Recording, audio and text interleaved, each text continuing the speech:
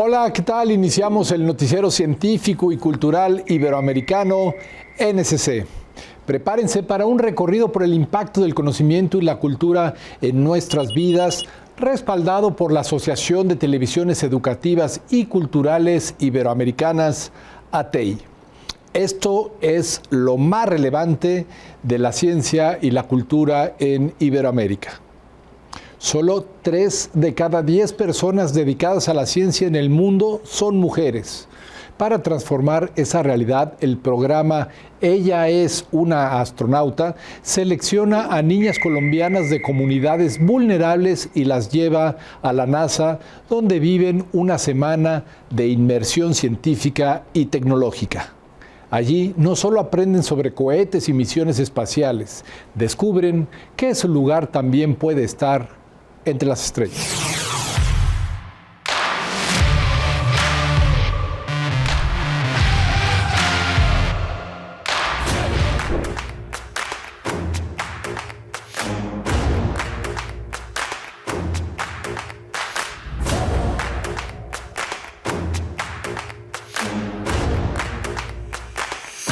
¿Qué quieres ser cuando seas grande?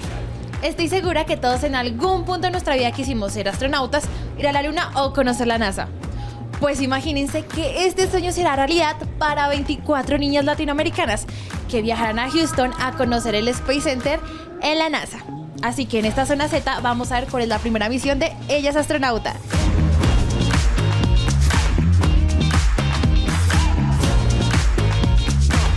En este momento me encuentro con Paz Cabrera, ella es la directora de operaciones de la fundación Ella es. Bienvenida. Cuéntanos más de qué se trata esta misión Ella es astronauta. Bueno, Ella es astronauta es un programa donde elegimos a niñas de los diferentes territorios de nuestro país para tener 4 meses de inmersión virtual. Ellas ven clases de habilidades blandas y duras, obviamente todo el tema STEAM. Es precisamente un programa diseñado para cerrar las brechas de género entre hombres y mujeres estudiando carreras STEAM. Digamos que el programa de inmersión virtual termina con una inmersión en NASA, en el Space Center Houston de la NASA, que es nuestro gran aliado para este programa. Tuvimos inscripción de 729 niñas de diferentes lugares de Colombia. Son niñas entre 11 y 16 años de edad y en esta ocasión SLB es nuestro gran patrocinador. Esto nació hace 3 años, nosotros queríamos trabajar en temas de diversidad e inclusión y qué mejor que adaptarlo a la educación STEM. Por eso nos decidimos por la Fundación CHIIS, que empodera mujeres en temas de ciencia, tecnología, ingeniería y matemáticas. SLB le apuesta a la región, entonces son niñas de Cariballona, son niñas de Acacías, son niñas de Santa Marta, son niñas de Casanare, de Arauca, que eso es lo que nos encanta, traer muchachos, niñas de la región donde operamos para que hagan este tipo de entrenamientos, este tipo de educación, para que asuman esos retos, para que se empoderen, porque ellos son el futuro de esta industria. Buenas tardes, soy Laura Gabriela de Meta Villavicencio, tengo 16 años y quiero ser psicóloga y abogada. Y cuando sea grande, quiero ser una mujer que inspire a más niñas y mujeres a hacer todo lo que quieran lograr. Hasta el día en que la Tierra me vuelva a llamar, ser esa persona que las ayude a lograr los sueños que ellas se propongan. Ahora, ¿qué esperas de esta experiencia en la NASA? Pues mayormente en esta experiencia espero tener una gran inversión académica en la cual estoy aprendiendo de varias áreas STEAM como matemáticas. Creo que lo que más expectativas tenemos es sobre nuestros proyectos porque realmente impactan en nuestras comunidades. Esperamos conocer más historias de muchas más niñas que se atrevieron. El mayor aprendizaje es que a veces no va a ser la primera ni a la segunda, a veces toca intentarlo 10 veces o 100 para que funcione. Por último, ¿cuál es ese objeto que no puede faltar en tu maleta de viaje? ¿Qué llevarías? Pues primero una foto de mi familia, que es la más importante porque de ellos es lo que me inspiré para poder estar lista. Mi manta tradicional, creo que no lo sé. Ahora mismo estoy en overall, pero vine en mi manta tradicional porque quiero que a donde vayan sepan que hay una niña representando a Colombia. Y acá nos despedimos de estas 24 talentosas niñas que pronto emprenderán un viaje hiper mega extraordinario. Por lo pronto nosotros sigamos soñando como niños. ¿Qué fue lo primero que existió en el universo? Mucho antes de que nacieran las estrellas, los planetas o incluso la luz visible, surgieron las primeras moléculas, compuestos simples pero fundamentales que abrieron el camino para todo lo que conocemos. La doctora Julieta Fierro nos lleva en un viaje al origen mismo de la materia para descubrir cómo esas primeras uniones atómicas tejieron el universo que hoy habitamos. Hoy les voy a platicar de las primeras moléculas que se formaron en el universo. Resulta que hace 13.800 millones de años se inició la expansión de nuestro universo y solo se formaron átomos muy sencillos, el hidrógeno, el helio, el litio. Pero después se expandió tanto el universo que ya no se formaron más átomos. Hubo que esperar a que nacieran estrellas y por medio de reacciones termonucleares y explosiones se generaran otros elementos. Las estrellas nacen dentro de nubes de gas y de polvo y para poderse condensar se necesitan enfriar. Pero ¿cómo se puede enfriar una nube? Pues una manera de hacerlo es formando moléculas. Cuando dos átomos se unen para formar una molécula, emiten radiación. Y las únicas moléculas que se podían formar eran el hidruro de helio, es decir, helio con hidrógeno. Resulta que por más que buscaron, los astrónomos no habían encontrado hidruro de helio. Además, hemos aprendido en la escuela que el helio no se junta con otros, que es noble, que es fifí, pero finalmente ya se encontró. Un telescopio que se llama SOFIA, que observa en el infrarrojo, descubrió moléculas de hidruro de helio. Y ahora ya sabemos cómo se enfriaron las primeras nubes para formar a las primeras estrellas. Soy Julieta Fierro, nos vemos en la próxima. ¿Qué pasaría si la clave para vivir más y mejor estuviera escrita en los extremos de nuestro ADN? Los telómeros, esos pequeños fragmentos que protegen nuestros cromosomas, se acortan con cada división celular y marcan el ritmo de nuestro envejecimiento. Hoy la ciencia busca entender cómo cuidarlos e incluso alargar su vida, abriendo una nueva era en la medicina del envejecimiento. La esperanza de vida global comenzó su ascenso exponencial después de 1950, con los avances médicos y sanitarios modernos. Ahora vivimos más, pero también se ha extendido el tiempo que pasamos enfermos. En vista de esto, la ciencia del envejecimiento ha realizado enormes progresos en los últimos años con maravillosos resultados. El primer gran paso fue descubrir la existencia de los telómeros. Elizabeth Blackburn, que es la investigadora de todo esto de telómeros y telomerasa, lo explica de forma muy fácil. Vamos a imaginar que nosotros tenemos un cordón de un zapato. Este cordón de un zapato va a ser nuestro cromosoma. Los telómeros van a estar ubicados en los extremos del cordón, serían lo que nosotros conocemos como los acetatos o el recubrimiento que nosotros tenemos de esos cordones. La función de los telómeros es proteger nuestro material genético. Con cada división celular estos se acortan, un proceso asociado al envejecimiento y al desarrollo de enfermedades crónicas. Investigaciones recientes han demostrado una forma sencilla de preservar los extremos de nuestros cromosomas. El estudio denominado El tiempo dedicado a correr y el envejecimiento biológico analizó a 4.458 adultos estadounidenses de mediana edad y los dividió en 3 grupos. Los que realizaban regularmente actividad física vigorosa como correr, los que realizaban actividad moderada y los que no realizaban actividad física, es decir, un grupo sedentario.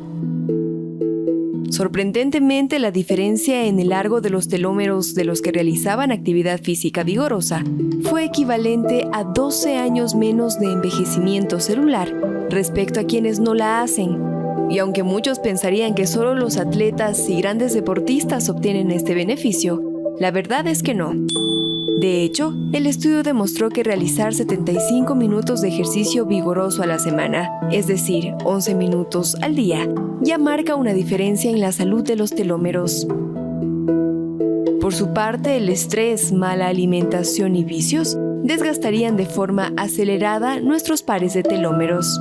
La principal causa de recortamiento de los telómeros es el estrés crónico, aquel que se perpetúa durante mucho tiempo, y pues eso hace que fisiológicamente nosotros liberemos cortisol. Entonces la telomerasa cuida de mis telómeros. El cortisol hace que esa telomerasa no funcione bien y por tanto pues el envejecimiento va a aparecer mucho más antes. Si bien aún no existe una fórmula definitiva para frenar el envejecimiento, la ciencia avanza hacia la posibilidad de extender la esperanza de vida saludable, buscando no solo vivir más, sino vivir mejor. Para NSC, Viviana Obando. En un mundo donde las mentiras viajan más rápido que la verdad, la desinformación se ha convertido en una amenaza global. Desde campañas de odio hasta teorías conspirativas, su impacto erosiona la confianza pública y debilita las democracias. Frente a este desafío, los presidentes de España, Brasil, Colombia, Chile y Uruguay han unido fuerzas proponiendo cooperación, educación digital y una regulación ética de las plataformas. Los líderes de España, Brasil, Colombia, Chile y el presidente electo de Uruguay acordaron el miércoles combatir los contenidos de desinformación en redes sociales, que según ellos alimentan el extremismo y la polarización. Según un comunicado conjunto divulgado por la presidencia de Colombia, los líderes delinearon acciones conjuntas para hacer frente a la desigualdad, la desinformación y el uso malintencionado de las redes sociales y otras tecnologías digitales.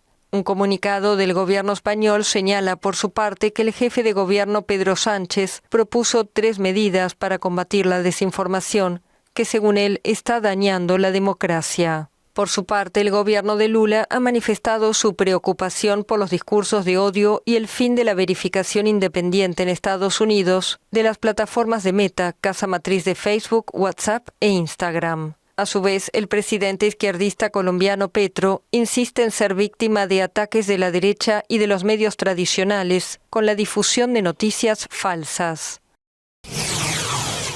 Está usted viendo el noticiero científico y cultural iberoamericano NSC. Visite nuestras redes sociales. Somos @NSC Iberoamérica.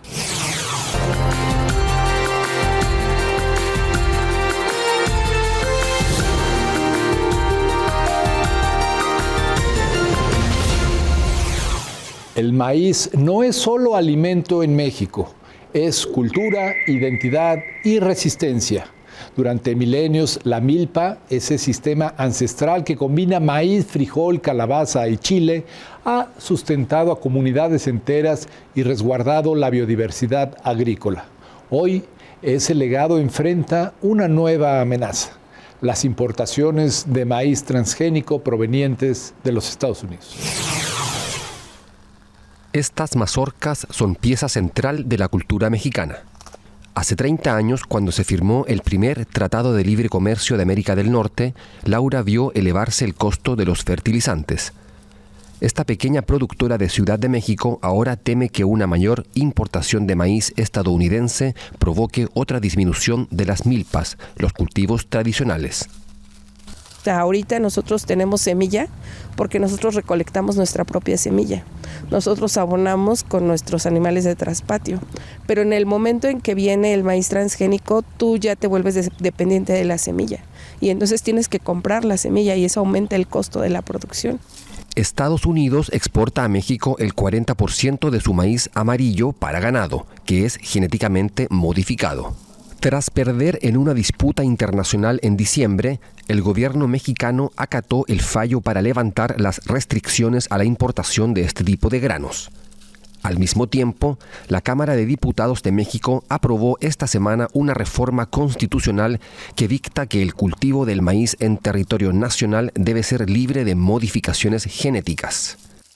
Pero las organizaciones de pequeños agricultores señalan que las semillas transgénicas importadas podrían contaminar a las más de 59 variedades únicas de maíz nativo. Por cuestiones accidentales o siembra, digamos, con dolo, sabiendo que es maíz genéticamente modificado, digamos, la vía de la trazabilidad que podemos tener de cuando entra este maíz es que viene del maíz importado de Estados Unidos. Y es porque no viene con ningún tratamiento que evite que tenga el potencial de germinar. Por las sequías, México ha dejado de ser autosuficiente en maíz blanco, el que se usa para consumo directo en las tortillas. Por eso, expertos en mercados agrícolas como Juan Carlos Anaya proponen el uso de semillas híbridas para acrecentar la cosecha entre los pequeños y medianos productores. Ellos son el 80% de los productores, pero su maíz representa solo el 20% de la cosecha. El mercado, al México ser deficitario, el mercado ya está reconociendo un premio al maíz blanco en virtud de que no vamos a alcanzar la autosuficiencia de maíz blanco para nuestras tortillas. Ante la incapacidad de las políticas públicas de que incentiven a que los productores modifiquen y utilicen productos de más innovación, mayor tecnología. La adopción de estas nuevas tecnologías choca con la voluntad de preservar un alimento tradicional que es parte de la identidad mexicana. En Centroamérica, abrir una llave y tener agua potable se ha vuelto un lujo para millones de personas. La región enfrenta una crisis creciente, fuentes contaminadas, sequías más intensas por el cambio climático y falta de infraestructura están reduciendo el acceso al agua segura. Según la CEPAL, más de 35 millones de personas en América Central no tienen acceso regular a servicios de agua potable gestionados de forma segura. Una situación que amenaza la salud, la educación y el desarrollo de comunidades enteras. El acceso al agua y la contaminación de las fuentes hídricas se configuran como un reto en Centroamérica, una región con altos índices de pobreza donde el cambio climático hace estragos principalmente en las áreas marcadas por una economía de subsistencia. Algunos estudios revelan que el acceso al agua de los habitantes centroamericanos se ha reducido en un 50 y un 76% en las últimas 5 décadas, advirtiendo que el crecimiento poblacional es una variable importante en ese cálculo. En Guatemala, según datos del Ministerio de Medio Ambiente y Recursos Naturales, el 90% de las fuentes de agua se encuentran contaminadas. Las autoridades aseguran que solo 6 de cada 10 hogares tienen acceso a agua potable y saneamiento, por lo que el presidente Bernardo Arévalo de León presentó una propuesta para crear la primera ley de aguas en la historia del país que busca garantizar el acceso al vital recurso. En El Salvador, el 68% del agua superficial está contaminada y se calcula que alrededor de 500.000 personas no tienen acceso al agua potable. A pesar de que el país cuenta con 11 regiones hidrográficas, la ausencia de legislación, la mala distribución y la falta de protección de las cuencas han hecho que el país sufra estrés hídrico, pues su demanda supera la capacidad disponible. En Honduras, el alto costo del agua afecta a grandes centros poblacionales como su capital, Tegucigalpa, donde un barril con volumen de 197,6 litros puede llegar a costar hasta $5. De igual forma, la sequía afecta la seguridad alimentaria, además de aumentar la migración forzada, mientras las tormentas tropicales, huracanes o fenómenos como la Niña, que también afectan a Nicaragua, acaban con los cultivos e infraestructura cada año. Costa Rica cuenta con un amplio acceso al agua, pues el 92,4% de su población tiene acceso al recurso. Sin embargo, mantiene grandes retos en el tratamiento de aguas residuales, según indica el informe Estado-Nación de 2024, en el que se señala que el agua utilizada en los hogares se devuelve sin tratar a los cuerpos hídricos y a tanques sépticos. Del lado de Panamá, el censo de 2023 indicó que el 95% de las viviendas cuentan con acceso al agua potable, aunque la realidad de las comarcas indígenas es otra, pues según datos oficiales, cerca del 60% de sus habitantes carecen del servicio. En República Dominicana, el 62,7% de los hogares en zonas urbanas tiene acceso a agua corriente, según datos de la Oficina Nacional de Estadística, aunque en zonas rurales la cifra se reduce al 44% y tan solo el 26% de los hogares recibe agua de forma permanente. En Argentina, más de 900.000 personas viven con algún grado de discapacidad auditiva y muchas de ellas enfrentan barreras invisibles cuando intentan acceder a la justicia. Para derribarlas nació el proyecto Sembrando una Semilla, el primer diccionario jurídico en lengua de señas argentina. Esta herramienta, construida junto a la comunidad sorda, busca garantizar el derecho a comprender y participar plenamente en los procesos legales. En un compendio de cientos de videos se puede conocer el Diccionario Jurídico Audiovisual para Personas Sordas. Comprende los principales términos jurídicos y su respectiva definición conceptual. El proyecto se llama Sembrando una semilla. La idea es la elaboración de un diccionario jurídico, ya que los términos jurídicos son muy difíciles para la comunidad sorda. Es un lenguaje muy ambiguo, cada uno de sus términos tiene una carga cognitiva y significativa y denotativa que muchas personas de a pie le es difícil entender y mucho más a la persona de la comunidad sorda. Estos videos se encuentran subidos en el canal de YouTube de la Facultad de Derecho, en donde uno pone en el buscador tesauro jurídico, derecho, y aparecen los 200 o más videos que hemos logrado hacer con este proyecto. Este proyecto consistió en 2 etapas. La primera etapa fue primero la selección de términos que se utilizan en la cotidianeidad de todos, digamos, de las personas, y bueno, la comunidad sorda no tenía una seña para estos términos en específico. Se trabajó en contrato de locación y contrato laboral, que las personas utilizamos todo el tiempo sin saber el significado.